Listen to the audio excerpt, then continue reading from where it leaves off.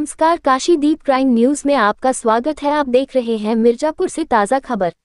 मिर्जापुर नगर पालिका को शासन से मिली सौगात, स्मार्ट और एनवायरमेंट फ्रेंडली नगर पालिका बनाने के लिए हुआ चयन।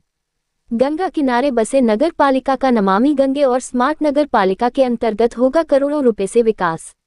सड़कों की चौड़ीकरण, प्रकाश, community hall, street vending, food court, library के साथ आधुनिक सभी सुविधाओं का नगर वासियों को जल्द मिलेगा लाभ। मिर्जापुर नगर वासियों को स्मार्ट नगर पालिका से अत्याधुनिक सुविधाओं का लाभ ही मिलने वाला है।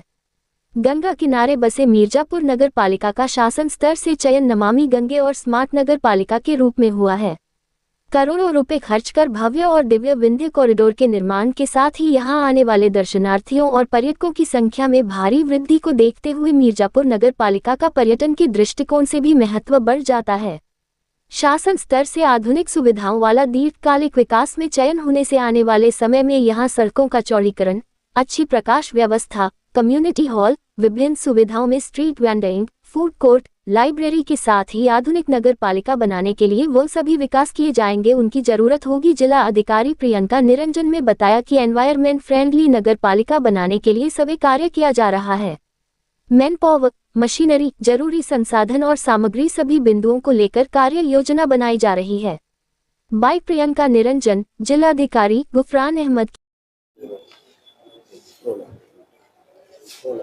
विकास के लिए नई नई चीजें आई, क्या क्या है पूरा सिलसिले के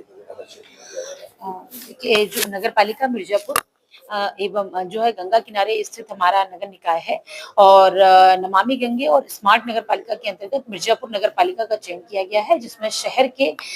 सस्टेनेबल डेवलपमेंट और मां गंगा की विरलता और निर्मलता को बनाए रखने जाने वाली विभिन्न कार्य और चूंकि पर्यटन स्थल के रूप में यहाँ मां विंध्यवासिनी धाम का कॉरिडोर है, तो शहर के सौंदर्यीकरण से संबंधित और विकास से संबंधित जो सभी कार्य, चाहे वो स्थानीय वाटर बॉडी का कंजर्वेशन हो, रोड का चौड़ीकरण, लाइट का कार्य या शहरी निवासियों के लिए आवश्यक कम्युनिटी हॉल और विभिन्न सुविधाओं का निर्माण, स्ट्रीट वेंडिंग जोन का विकास, फूड कोर्ट का विकास, लाइब्रेरी इत्यादि सुविधाओं का विकास और आधुनिक नगर निकाय बनाने के लिए जो भी अन्य आवश्यकताएं होंगी उसकी अभी नियोजन किया जा रहा है और उनको स्मार्ट नगर पालिका और नमामि गंगे के अंतर्गत नगर पालिका में विकास किया जाएगा, जिससे जो हमारी नगर पालिका है वो एक एनवायरमेंट फ्रेंडली और लोगों की सुविधाओं को बेहतर तरीके से लोगों को सुविधाएं उपलब्ध कराने वाली नगर पालिका के रूप में विकसित होगी। मैम, कितने करोड़ की योजना है और क्या आता है इसमें? अभी इसमें जो हमारी स्मार्ट नगर पालिका की टीम थी वो उसने भ्रमण किया है। अभी हमारी कार्य योजना बन रही है, तो अभी इसका उपयुक्त बजट बता पाना संभव नहीं है, लेकिन ये विभिन्न सभी वार्ड्स में मैन पावर, मशीनरी, इक्विपमेंट और मटेरियल सभी बिंदुओं को फोकस करके कार्य योजना बनाई जा रही है और जैसे इसका विवरण उपलब्ध होगा आपको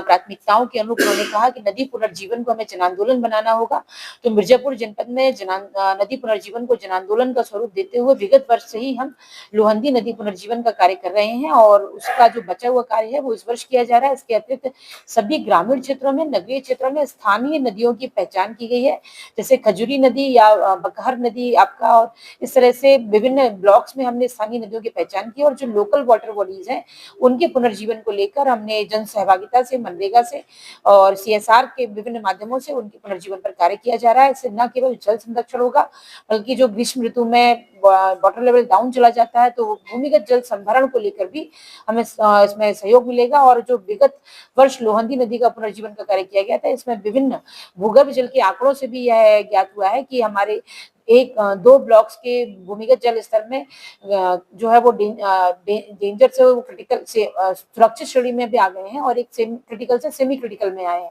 और अन्य ब्लॉक्स, लगभग 6 ब्लॉक्स के जो ग्राउंड वाटर लेवल में सुधार हुआ है। तो इस तरह से जो हमने लोगों को यह भी बताने का प्रयास किया है कि नदी पुनर्जीवन के माध्यम से न केवल सतही जल का संरक्षण होता है बल्कि भूगर्भ जल के भी संरक्षण में मदद मिलती है।